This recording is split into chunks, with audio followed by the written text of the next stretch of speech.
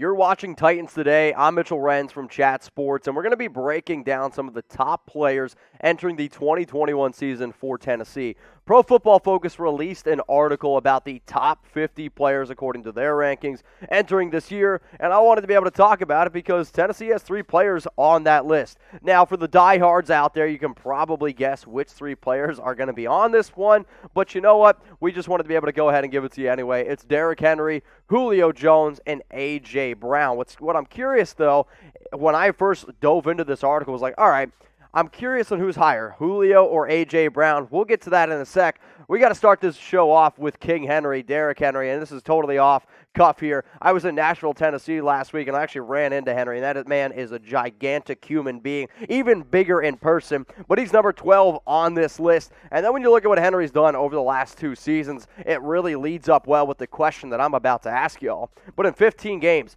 1,540 yards, 16 touchdowns, and for everyone out there was like, well, how the heck can he get any better? Well, in 2020, 378 carries, 2,027 yards. I mean, this man averaging 5.4 yards per carry, 17 touchdowns, 33 rushing touchdowns over the last 2 years is just absolutely insane to me. But it also makes sense because there's not too many players in the league at the running back position where when he's running down the field, you're like, why is there a grown man playing against a bunch of 8th graders? It's just how big Derrick Henry is and how physical he is. So what I want you guys to do is spam the comments. Is Henry the best running back in the National Football League? I want you to type Y for yes or type N for no. In terms of being the most complete back, I'll say no. He's not the most complete back, obviously, because his hands aren't as good as some other backs like Christian McCaffrey.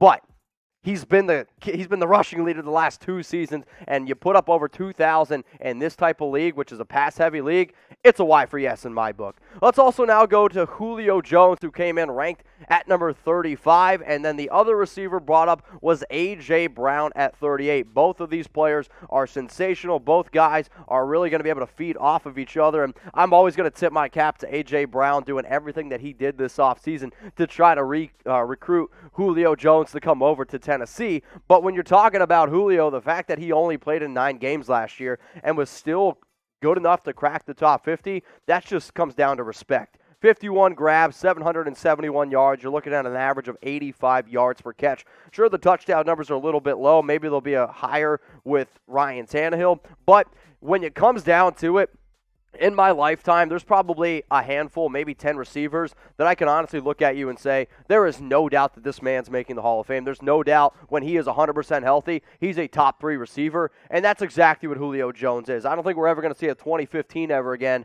where he puts up 136 grabs, but if anybody watching this video right now is like, all right, if Julio gives me more than 16 games, and you don't think he's going to have at least 1,200, 1,300 yards, I'm going to say you're crazy. And then we also got to talk about A.J. Brown, because since this man has come into the league out of Ole Miss, he has just lit the world on fire. 2019, 20.2 yards per catch. That is wild to me. Over 1,000 yards as a rookie.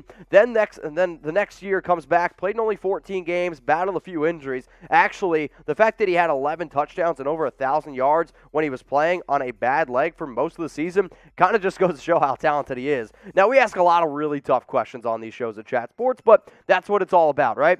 This might be one of the most difficult ones that I've seen in a while. And producer Sam and I were going back and forth. We're like, literally, you could go either way. If he would have been smart, he would have swapped the names because I'm immature. But I want you to type J for Julio Jones, or I want you to type B for A.J. Brown, who's going to have more receiving yards this upcoming season.